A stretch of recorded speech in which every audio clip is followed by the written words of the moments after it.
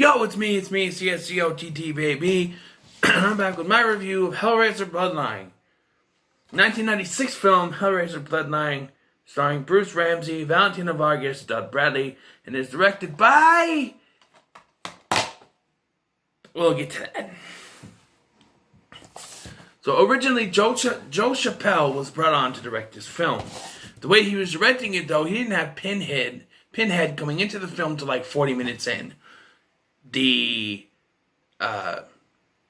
producers, however, I don't know about producers, but like the Miramax wanted Pinhead in there right away.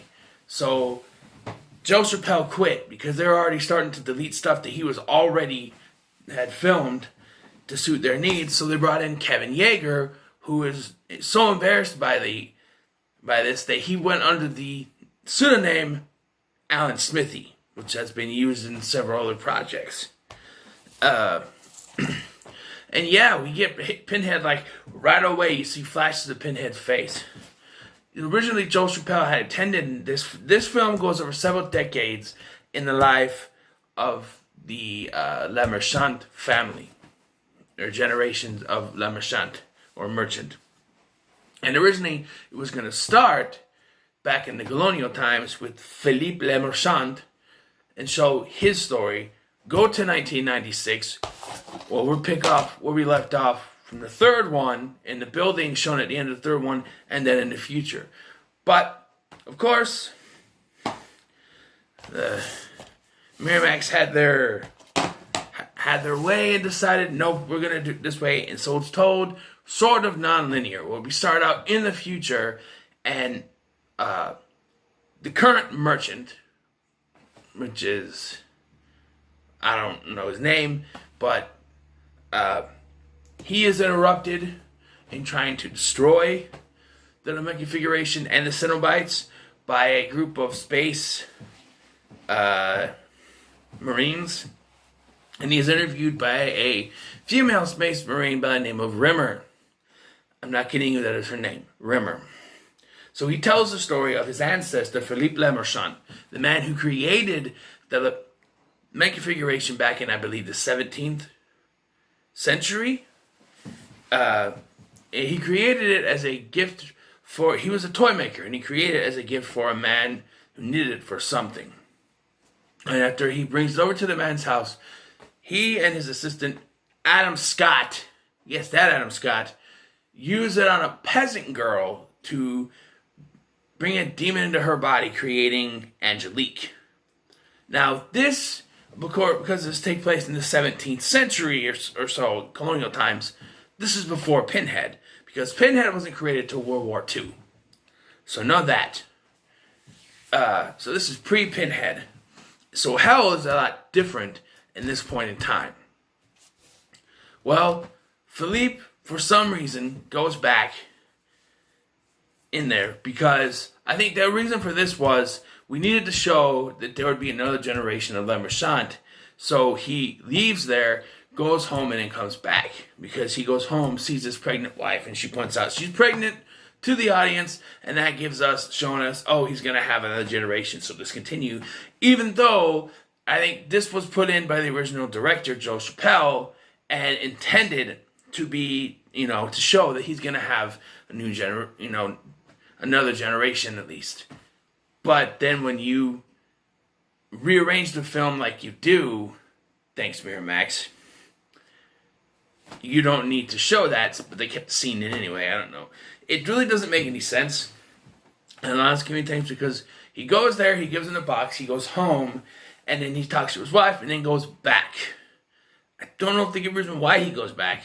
I don't remember. But he goes back, and he decides to take the box back, and he finds the guy he gives it to is dead, and Angelique doing Adam Scott in the bed.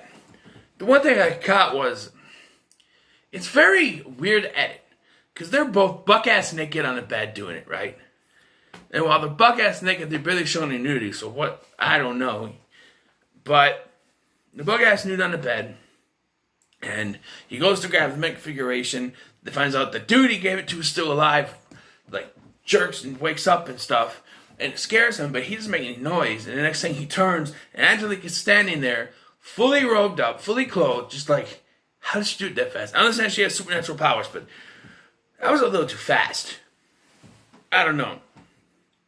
Well, of course, he's killed, but we know that there will be a merchant legacy to carry on, or La Merchant, whatever, and we are connected to, but she is sent to hell before this.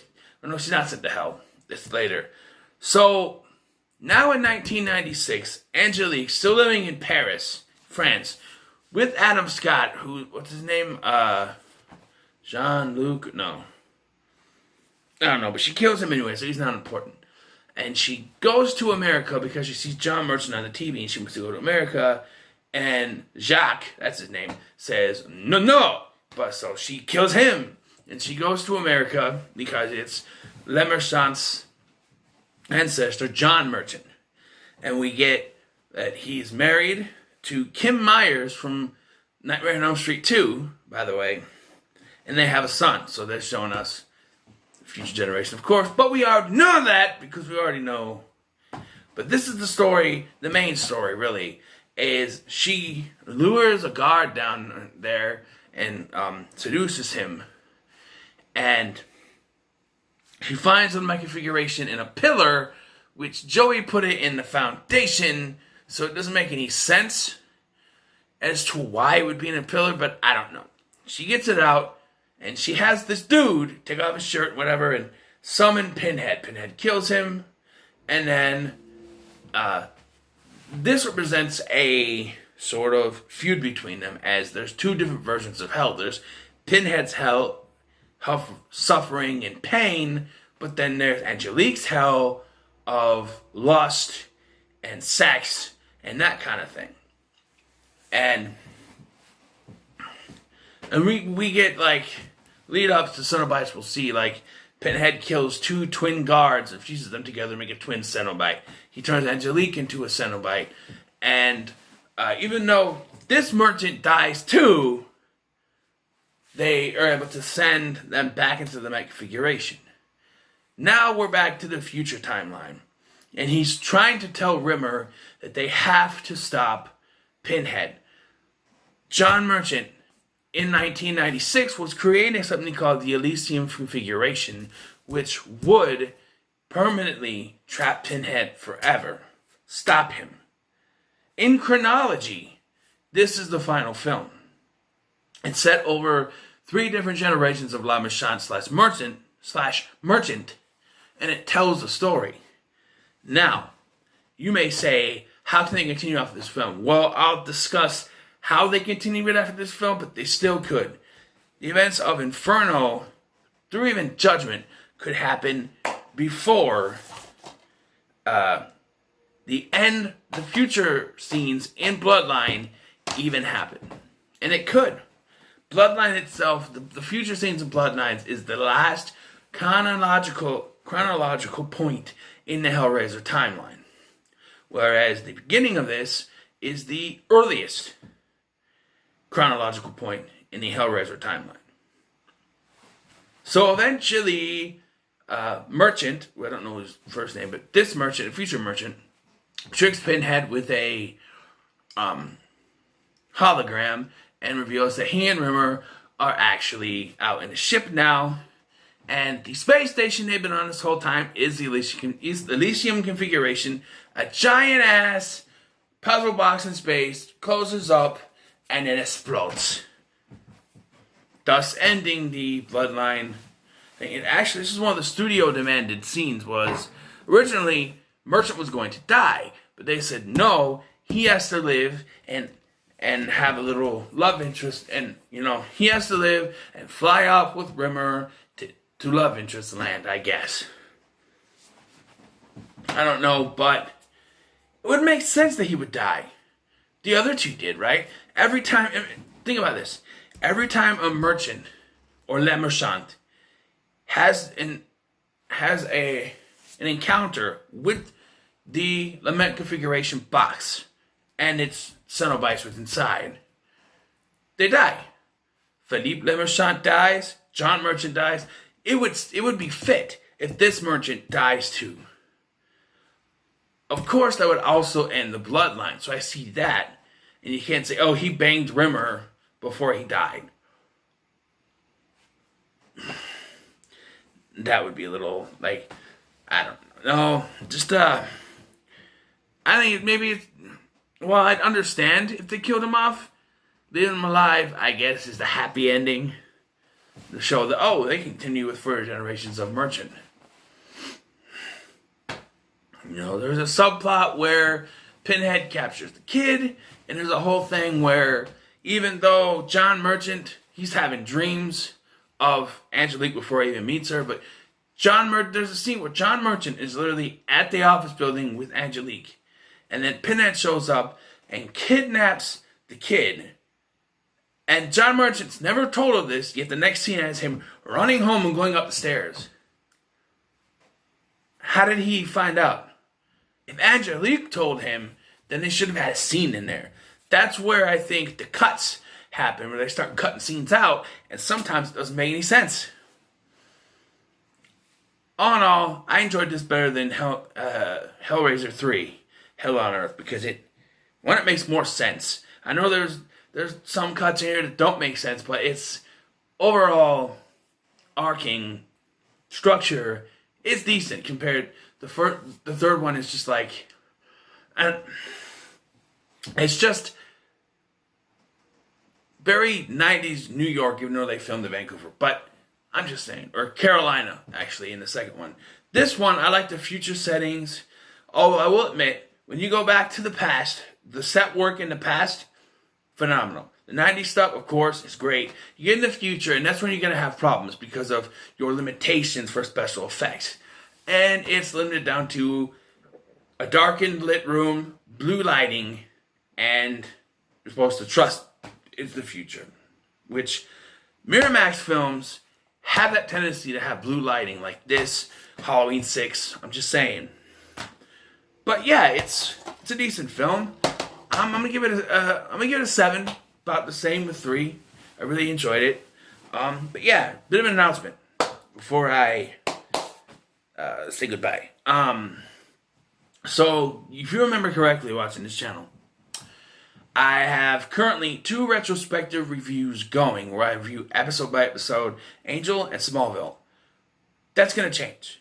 I mean, I'm bringing back the retrospective reviews, but there are reasons why I stopped. The Angel one was more because I wanted to do that sitting in front of the TV with the episode behind because that's the way the DVD was formatted.